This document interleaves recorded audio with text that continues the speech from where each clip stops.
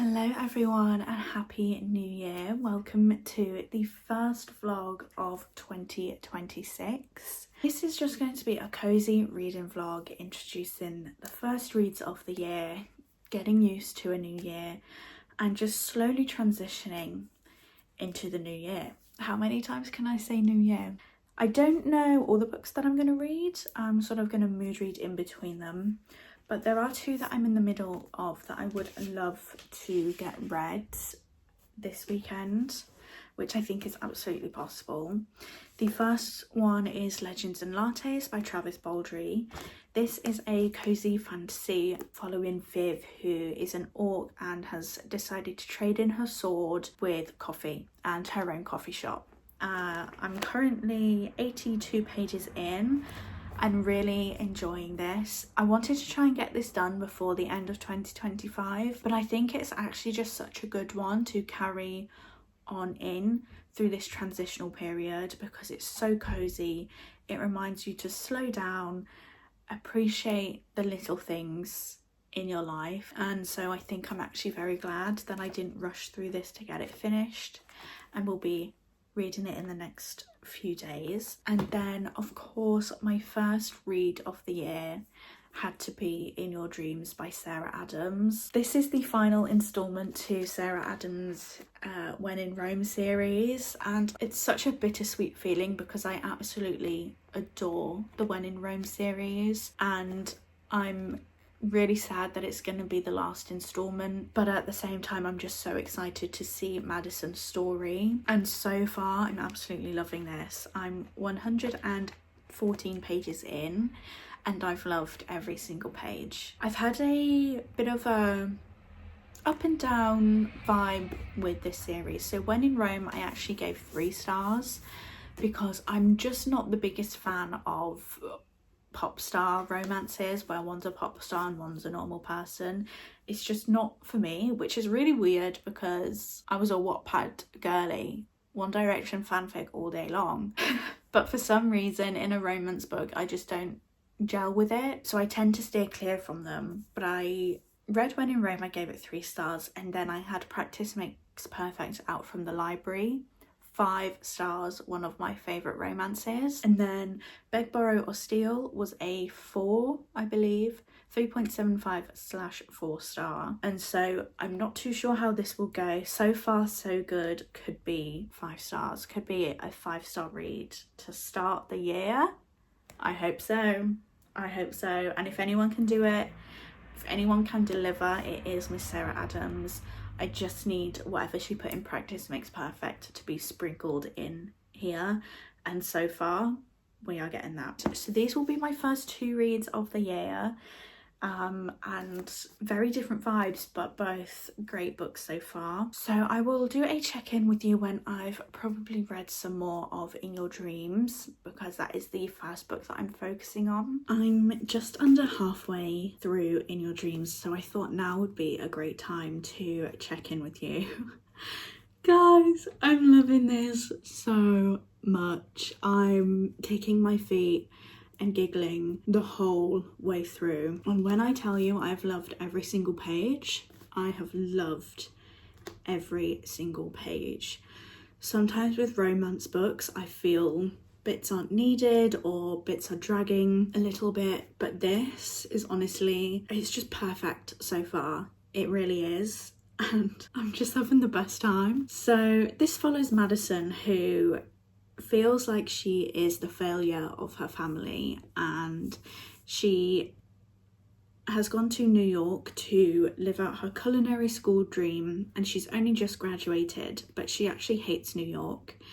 And from being away from Rome, Kentucky, she realizes how much she actually loved being in Rome, whereas before she always thought she doesn't want to live there.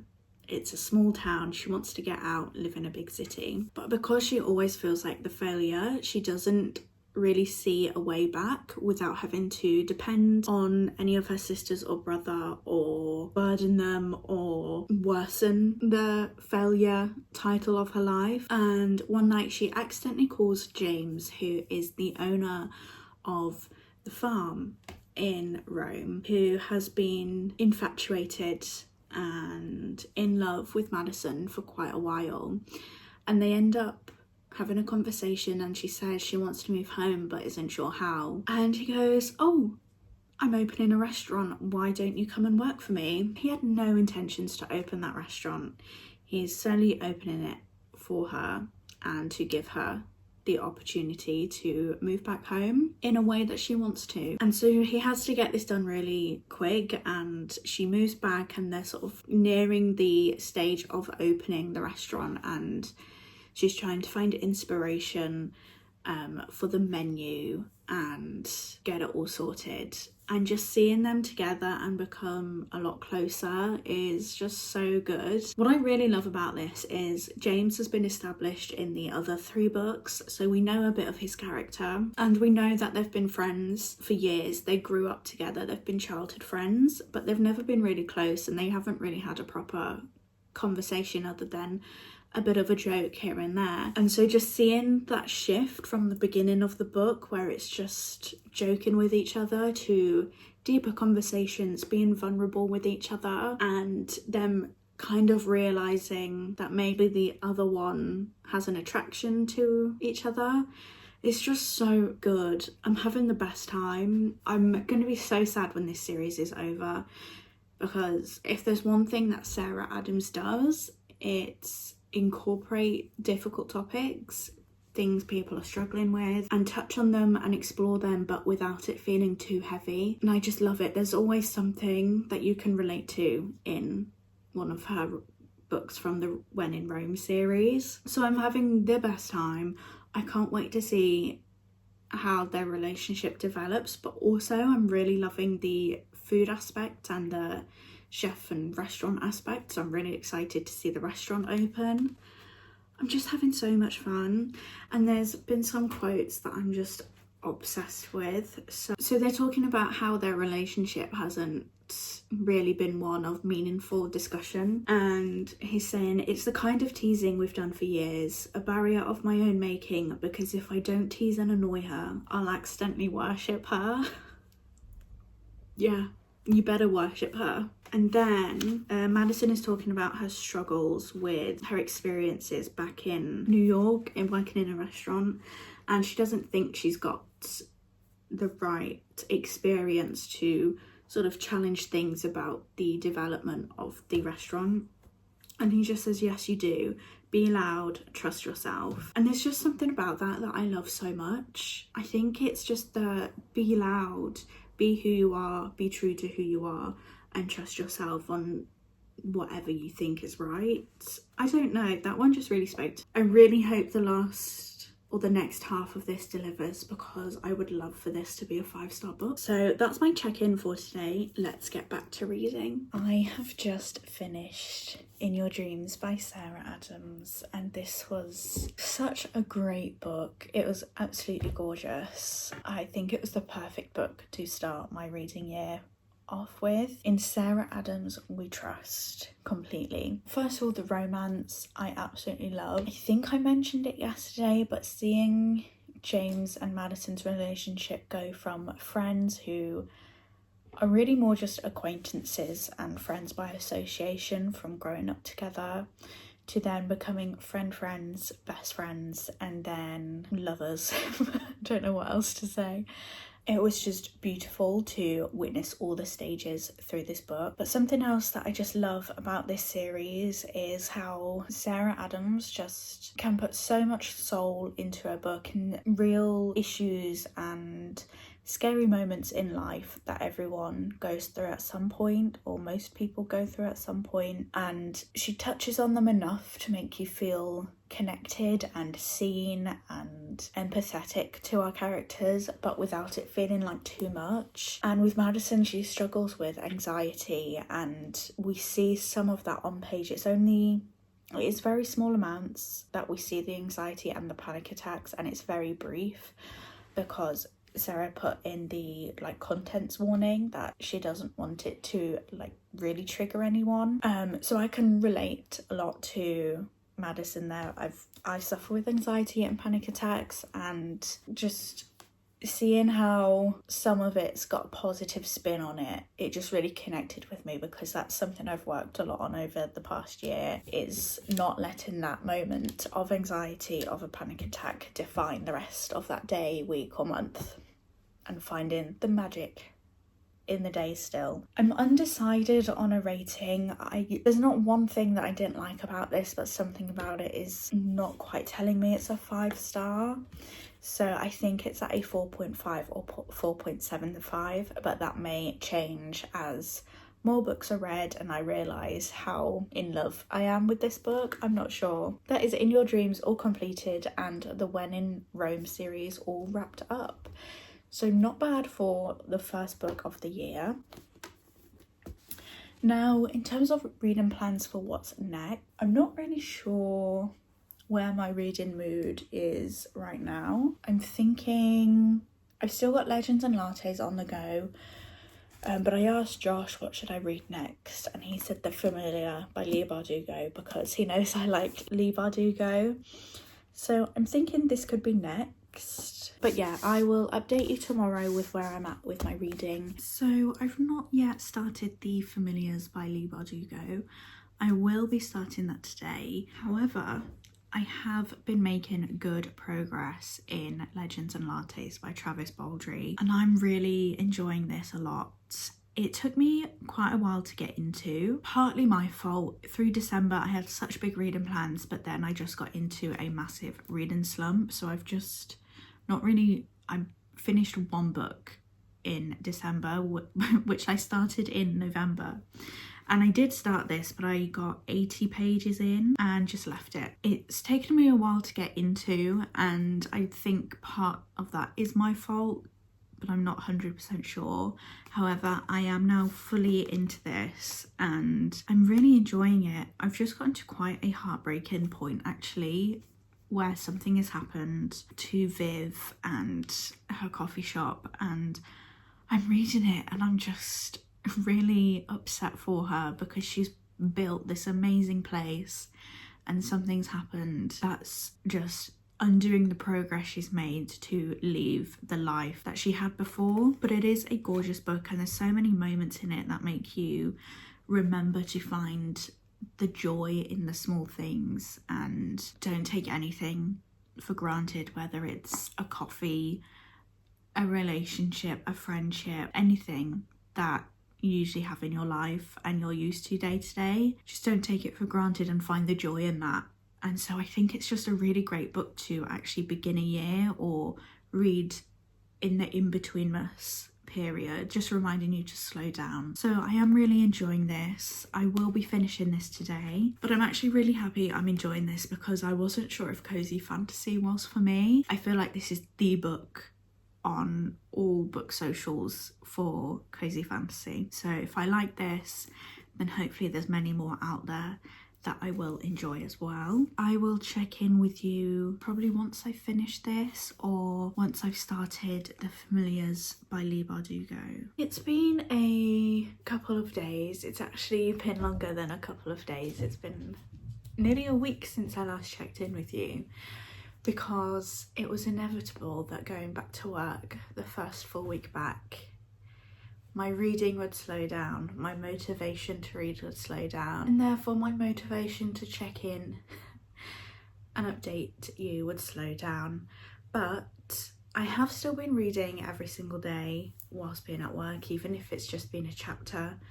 So trying to build that habit back up again, coming out of a slump, just reading every day.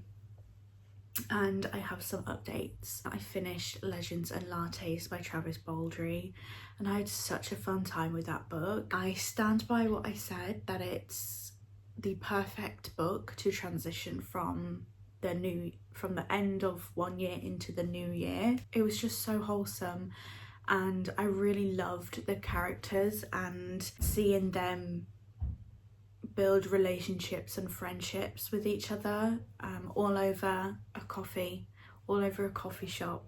So cute, absolutely loved it, and I will be continuing with that series as soon as I can. And then I did start The Familiar by Leigh Bardugo, which It's a book that's on my January TBR, but it's also the book that Josh said to read next because I wasn't sure.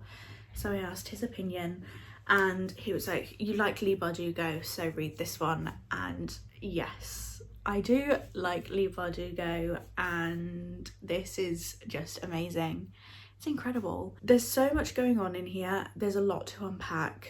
So I'm going to try and tell you what I remember. So this follows Lucia, who is a scullery maid, and she has some magic, some power of some sort, which she usually just uses to help better her life a tiny little bit. But her employer, whose name I have actually forgotten, Valentina, that's it, but Valentina kind of susses her out with this magic and gets her to perform for her friends and tries to use it to boost her status up because she's not the most well off, or their household isn't the most well off, so she tries to use Lucia's magic to show off and boost their own status, and it ends up getting the attention of someone very wealthy, and Lucia has now been entered into this sort of competition to be the magician, the mage for the prince. And so she's been entered into this competition, but she has to show that her power has come from God and that it's not evil, because this is set in the Spanish Golden Age, I think it was.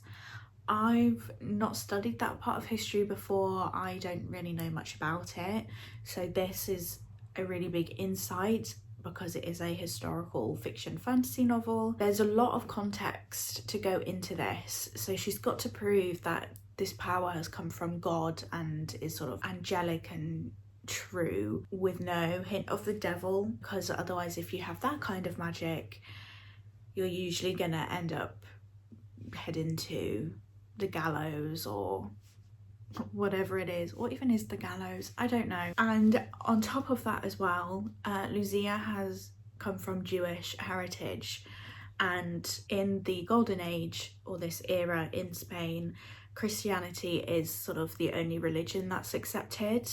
Even if you converted from Judaism to Christianity, it's still not accepted. You're not seen as a true Christian. So Lucia has to try and hide this part of herself as well, and show that this power has come from God, who is not her God. So there's so much going on in here. It's incredibly crafted. Everything is just so purposeful, but still has so much meaning in there. And it is a bit of a slower paced read. If you've read Ninth House by Leigh Bardugo, I would say it's of a similar pacing to that. When I first read Ninth House, I did feel like it was really slow, and then towards the end, it just picked up. And then upon a reread, because I was used to her adult writing, it didn't feel as slow. But I would say it's very similar to this. I have been annotating like crazy in this. I've not felt the need to annotate a book like this in a long time. And it's not even just underlining, it's making me think of the context that we're in, the time period, obviously the religion aspect, tying everything together with the imagery. I'm just obsessed. It's making me feel like I'm back studying A-level English literature and really analysing the text. And I think that is a sign of a true piece of literature, where it fully engages you in every sense.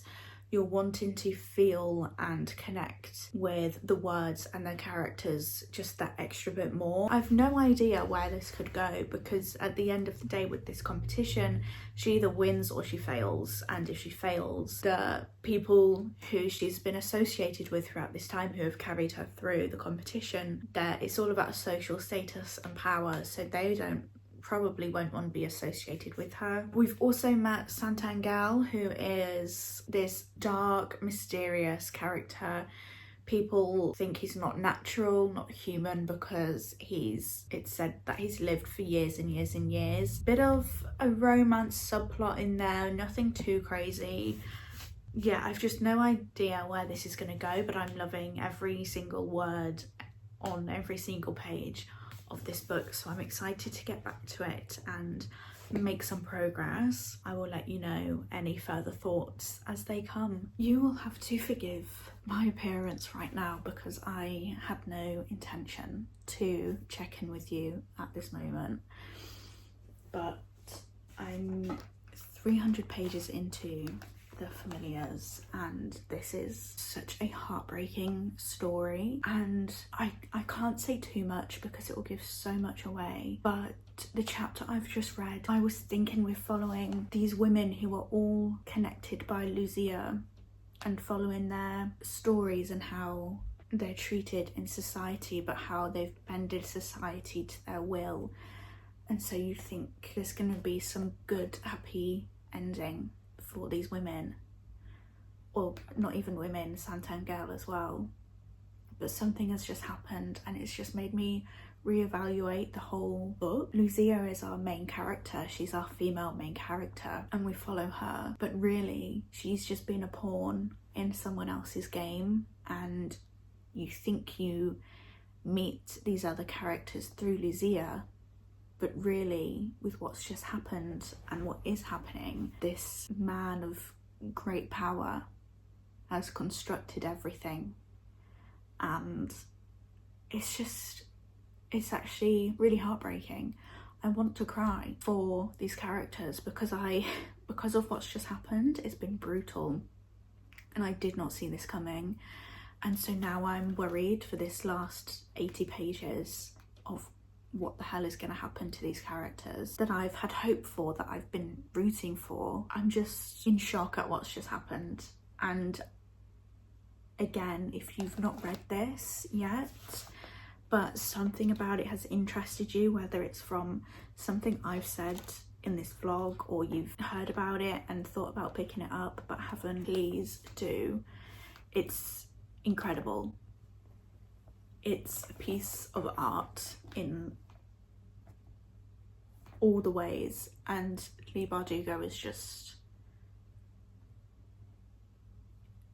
just a mastermind with how she's constructed this story and is conveying so much in so little as well. So I'm gonna get back to reading because I now cannot put this down and I might go and have a little cry about it. Did I finish The Familiar or did The Familiar finish me? Because that ending was spectacular. The whole book was superb. I honestly have no words for how much I loved this book and everything in it. It's fantasy, it's gothic, it's got a bit of horror in there as well with some of the descriptions. It's historical fiction, which I've not really read a historical fiction fantasy before that I can think of, so this was very different to me, but I absolutely loved it. The commentary on the social times, the religion, the monarchy, just everything about this was fantastic and had me so gripped with every page, and towards the end my heart was on the floor. I didn't want to read on because I didn't want to read what would happen, but I couldn't not continue and find out what happens. It was just amazing and I'm really sad that I finished it, but at the same time so happy that I found a new favourite book. I believe I put this on a 5-star prediction, and that was purely the fact that it was Leigh Bardugo, an adult Leigh Bardugo, which is one of my favourites. Ninth House, Hellbent, I've loved, and I did think I would enjoy it but not to this extent. It's a 6-star read for me and I want to read it all over again and soak up everything that I might have missed because there's so much to take in. And as I said previously, my inner English literature student was coming out and I wanted to discuss everything and find the imagery and the connotations of what things could mean. It was just so good.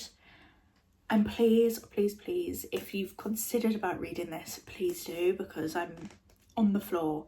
My jaw is on the floor at how amazing this was. And the ending, the unravelling of everything, and then the very last chapter, it broke me, but in the best way possible. It was poetic, it was romantic but also toxic and evil and everything all in one. And I don't know how Leigh Bardugo does it, but she manages to convey every single feeling possible into a book and makes you feel them all. And it was just so good. It was just so good. But that ends the first reading vlog of 2026, and it's been just over a week of amazing reads and a great start to the year. So let's do a recap. So the first book I read was In Your Dreams by Sarah Adams. I have decided on a 5-star rating for this. It was just the perfect end to a really great small town romance series, and I'm gonna miss this series so much, but how it ended and wrapped up was just amazing. Yeah, I just loved this. I couldn't not give it 5 stars. And then we had Bury Our Bone. No, we did not read Bury Our Bones in the Midnight Soil in this vlog. Then we had Legends and Lattes by Travis Baldry. Again, a really great read. This was a 4-star read for me, and I will definitely be continuing on with the series. It was wholesome, it was cute, it was just the perfect escapism and lovely. Just, yeah, whimsical, lovely escapism. What more could you want? And then our last read was The Familiar by Leigh Bardugo, which is obviously a 5 stars, 6 stars if I could, 12 stars, a million stars. Absolutely loved it. So those are the 3 books that we've started, or that I've started the year with. As I said, a great stack here of some really great reads, and I really hope that the reading year continues to be as amazing as this has been. Let me know what you started the year with in terms of reading, and if you're enjoying the reads that you have. I hope the start of your reading year has been as amazing as mine has. And just thank you so much for watching the first vlog of hopefully many to come, and I will see you in whatever comes next. Bye.